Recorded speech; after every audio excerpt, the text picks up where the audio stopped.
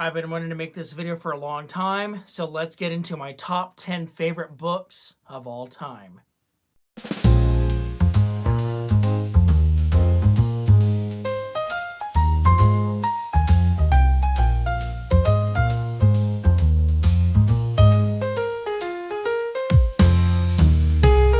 Welcome back to BG's Books. I'm Mr. BG, and today I will be ranking my top 10 favorite books of all time. So, of course, you should not be a stranger to this series by now, because the first video I ever did in this series, I guess you could say, was that I ranked my top 10 favorite Stephen King books, which of course was massively popular. And then I did another one where I ranked just the Richard Bachman books that Stephen King wrote. And then, of course, most recently, I did ranking just of Frank Herbert's original 6 Dune books. So that's what this is going to be similar to, but instead of like just from a specific author, specific genre or whatever, like a specific series, I will be ranking my top 10 favorite books of all time. So like this is all the books. And of course, like I mentioned in my Stephen King video, some of my favorite books of all time are Stephen King books. So if you saw that video, you kind of have a hint as to what some of them will be. But I think some of you guys will be surprised as to what other ones on this list will be. But, so yeah, I've been wanting to do this video for a long time, but I just never was able to figure out my top 10 favorite books in general of all time. And now I finally have. But anyway, yeah, without further ado, let's get right into the ranking. Coming in at number 10 for my 10th favorite book of all time is The Return of the King. So The Return of the King is, of course, the third book in the Lord of the Rings series. It's often overlooked by Fellowship of the Ring, which was the first book in the series, and The Two Towers, which was the second.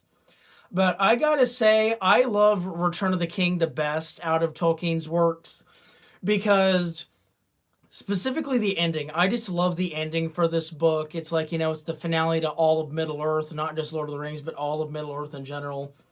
Especially book 6, chapter 3, Mount Doom. Like, the Mount Doom chapter was just incredible. It was so good. That was the part where Sam said, "I can't carry the ring, but I can carry you." And that was just like one of my favorite parts in the entire series. So, I mean, yeah, Return of the King, it may not be as grand, I guess, as the first 2 books in the series, but I just love this specifically for how everything turns out that was set up in Fellowship, and it just pays off extremely well, and I love it so much. And for that reason, it is in the number 10 spot. And the number 9 spot goes to Lolita by Vladimir Nabokov.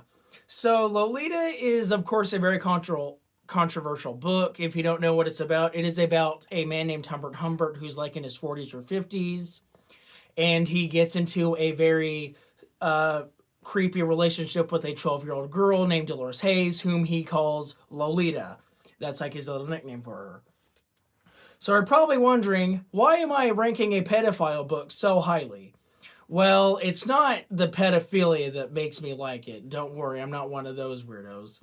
The thing I like about Lolita is that it touches on a very sensitive subject that is not talking about even today, much less in 1955 when it was published. And I love to read books that don't discuss a lot of things like say suicide or like mental health awareness or like school shootings or anything. So like this about a pedophile, that's very controversial even today, that not even a lot of books today will talk about. So I just think that Vladimir Nabokov had a lot of guts to write something like this and get it published. And so yeah, I get it, it's gross, but just for the fact that it touches on something that no one really wants to talk about in literature kind of brings it up for me. And so, yeah, that is why Lolita is ranked in the number 9 spot. And the number 8 spot goes to Fahrenheit 451 by Ray Bradbury. So Fahrenheit 451 was a book that I have read previously back in high school, and then I reread it to review for you guys last year. And my gosh, it was still just as good the first time. In fact, I think it was even better than the first time I read it. This book is just so incredible. It deals with themes such as censoring, uh, uh like modern day electronics, like television taking over the thing, like just a bunch of stuff that like Ray Bradbury just predicted out of nowhere. It's like book burnings; those are real things. Book censoring; those are very real things. This is actually a banned book for one of those reasons. Uh, and then like over reliance of technology kind of controlling everyday life, that is very much true. So not only is this book just kind of scarily accurate to the future, but it's also just a really good story. Basically, it follows a fireman named Guy Montag whose job is to burn books because books are now illegal, but he just can't let books go, and books change his life. So it's a very simple story about what just reading can do to the human mind rather than just like focusing on technology or whatever. But yeah, Fahrenheit 451 is such a good book. Ray Bradbury is actually becoming one of my favorite authors, but this is the only book I've read by him, so I'll have to review some more of his books. Wink, wink in the future.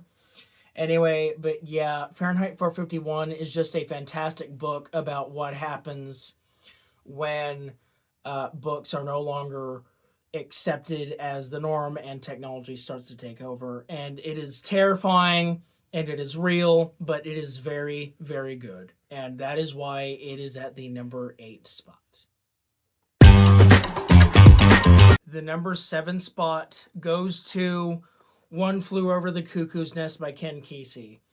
So I had never read this book before last year. I actually read it to watch the theatrical re-release of the movie for the 50th anniversary. And I'm glad I did because both the book and the movie are just absolutely incredible. Basically, it's about these inmates in this mental asylum that are controlled by the very overbearing Nurse Ratched. And this one guy named McMurphy comes in, and he doesn't like Nurse Ratched's rules. So he starts like throwing parties and having beer and stuff in there, and he just gets on Nurse Ratched's nerves to try and overrule her overbearingness. So anyway, this book is just very incredible for that reason. It's like it shows what the worst part about authoritarianism is and why it maybe isn't such a bad thing to be a little rebellious in spirit and to not be so controlled by authority figures. So yeah, this book obviously has a very like anti-authority theme, so like Catcher in the Rye, Rage, all that stuff like that. But I don't really think the point is authority's bad in general. I think the point is that too much authority is bad, and I think that Ken Kesey described that perfectly in One Flew Over the Cuckoo's Nest. And One Flew Over the Cuckoo's Nest is just a great book all around. I highly recommend it to anyone who has not read it yet. But yeah, so for that reason, One Flew Over the Cuckoo's Nest goes in at the number 7 spot. The number 6 spot goes to The Catcher in the Rye by J.D. Salinger. So The Catcher in the Rye, like I just mentioned with One Flew Over the Cuckoo's Nest, is that it's very like anti-authority. It's very rebellious in nature. The main character, Holden Caulfield, is just such a mess. He's very pessimistic about everything. He calls everyone phony. Doesn't think that anyone is actually like good in this world and that everyone is just kind of evil and stuff and is trying to mess him over in life because for whatever reason. But I think the reason Catcher in the Rye has captivated me like it's captivated so many other people over the years is that at its heart, yes, while it is anti-authoritarian and anti-authority in general, the main point is really the fear of growing up and the fear of being responsible in a world that doesn't seem like it's responsible anymore. And J.D. Salinger captured that perfectly. Yeah, his main character is 16-year-old Holden Caulfield just wandering through New York after he gets kicked out of school, and he just lives life, does whatever on his own, and all the time he's just worrying about growing up. And in fact, the name Catcher in the Rye comes from a thing that Holden says where he sees himself in the future as a catcher in a rye field where children are about to go over this edge, and that edge symbolizes adulthood. And so Holden is catching them and saving them from adulthood. So yeah, the book is just very powerful. It is still super resonant, even though it's 75 years old this year. Came out in 51. But yeah, so The Catcher in the Rye is just an incredible book about the fears of growing up and isolation and angst and authoritarianism and all that stuff wrapped up into one. And while some aspects may seem a little dated now, it is still very much a relevant book, even more today probably than it was when it came out in the 50s. But yeah, so The Catcher in the Rye is just a very incredible book about the fears of growing up. And for that reason, it is in the number 6 spot. And then coming in at the top 5, the number 5 spot is Rage, represented here by the Bachman Books Omnibus by Stephen King, writing as Richard Bachman. So Rage, of course, you would have seen this pop up in not only my Stephen King video, but my Richard Bachman video, where I discussed that this is my 4th favorite Stephen King book and my actual favorite Bachman book. But this is my 5th favorite book overall for kind of the same reasons that One Flew Over the Cuckoo's Nest and Catch the Rye are on this list.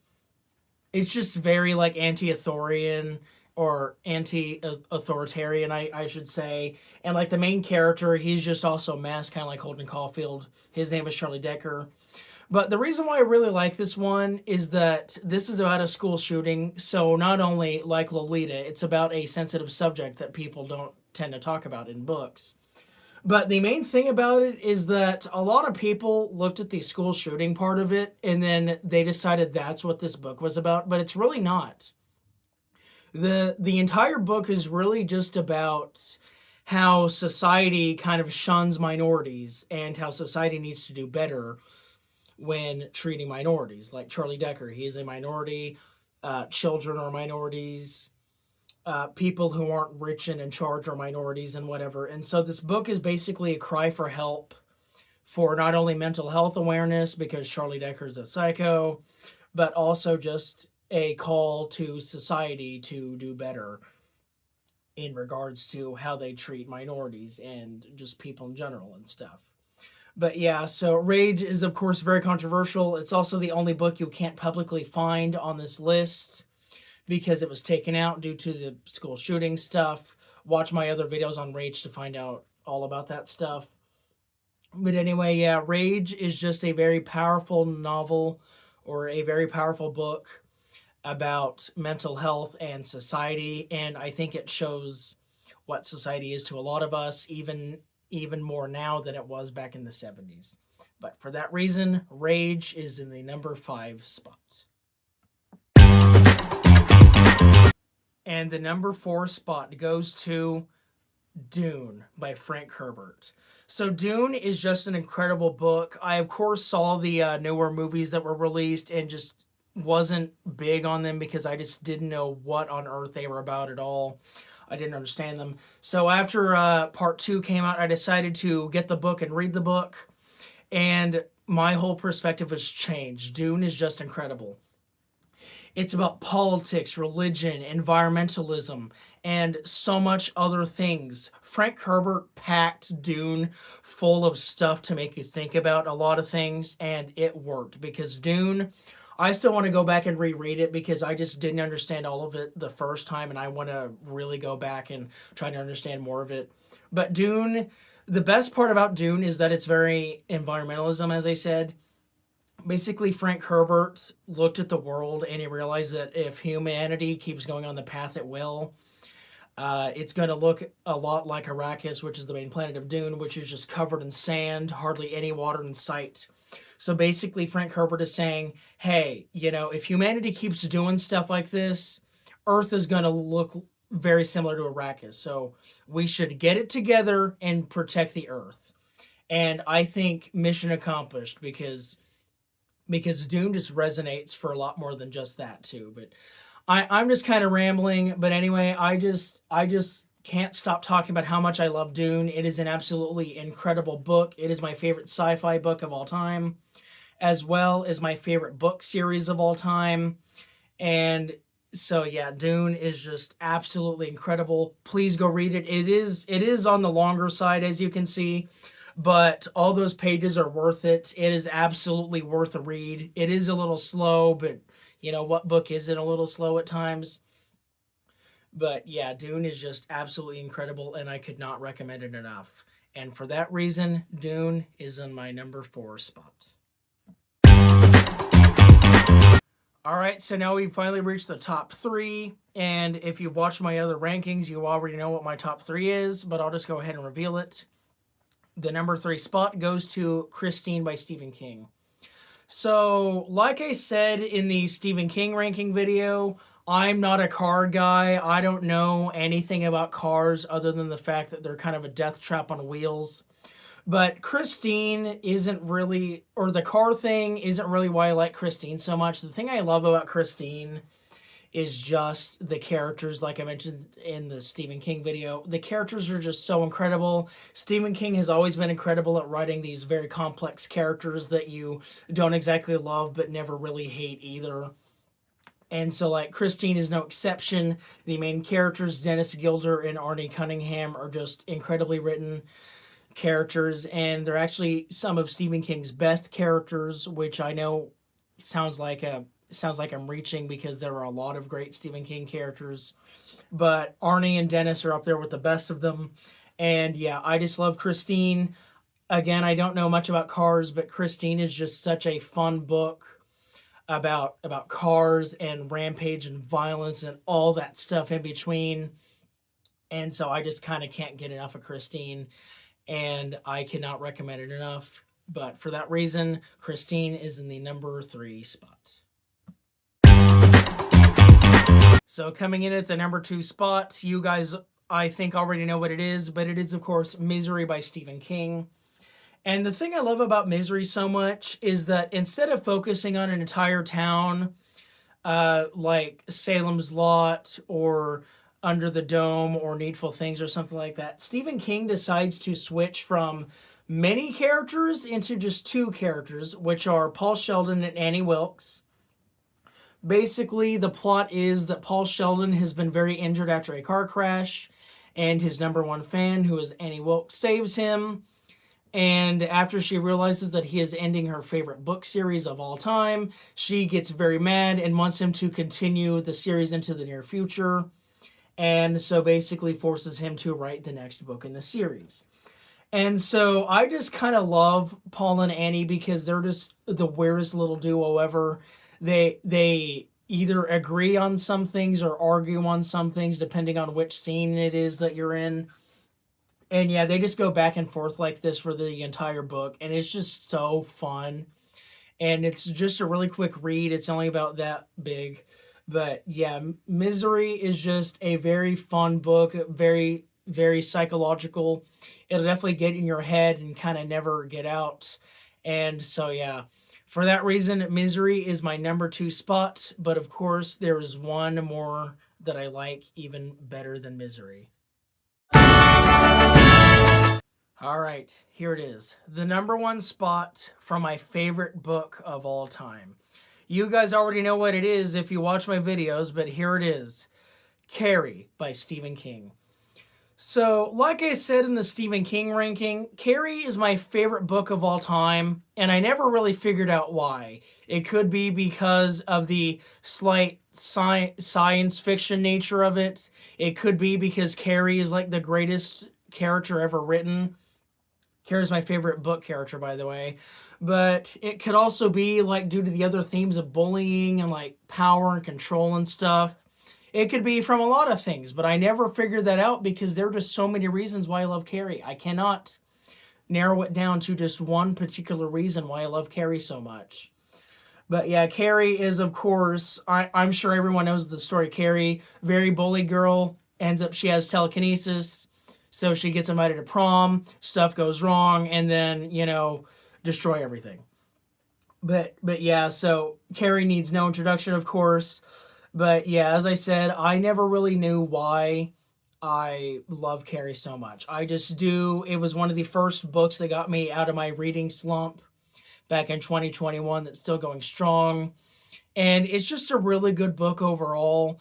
I just love the anti-bullying message that it has. I mean, I hope that no one would like commit murder and destroy an entire town to end bullying, but outside of that, this just very much shows the consequences of bullying before the consequences of bullying were very well known, because this was 74, 52 years ago almost.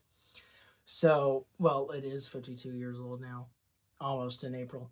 But anyway, so yeah, this book, while having some parts that show its age, it still very much holds up as not only a good horror story, but also a good warning against the prevalence of bullying, and how maybe why you should stop bullying before it gets too far. So I see it as a cautionary tale, and what a good cautionary tale against bullying. But anyway, so for that reason and many more, Carrie will forever be, well, is and will forever be my favorite book of all time. But anyway, guys, that is the end of my ranking. I hope you guys enjoyed it. As I said, I've been wanting to make this video for a long time, but I could not figure out for the life of me which book came after Catcher in the Rye, which was, of course, number 6.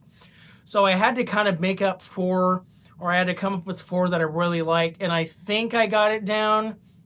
Now, again, I have not read every book ever made, and I never will, because some of those books are just way too weird or not even my genre.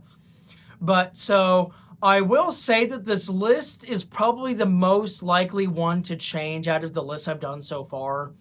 So I'm not convinced that I will never make another video like this. I probably will make an updated video down the line if I read more books that I end up liking more. But for right now, that was my top 10. Again, 10 was Return of the King, 9 was Lolita, 8 was Fahrenheit 451, 7 was One Flew Over the Cuckoo's Nest, 6 was Catcher in the Rye, 5 was Rage, 4 was Dune, 3 was Christine, 2 was Misery, and then 1 was Carrie. So, yeah, like all the other lists, I would love to hear your guys' opinion on what your top 10 favorite books are. Remember, this is not just Stephen King or Richard Bachman or Dune this time. This is every book that you have ever read if they were put into a top 10 list. So like every book ever created, put into a top 10 list. I would love to see your guys' list.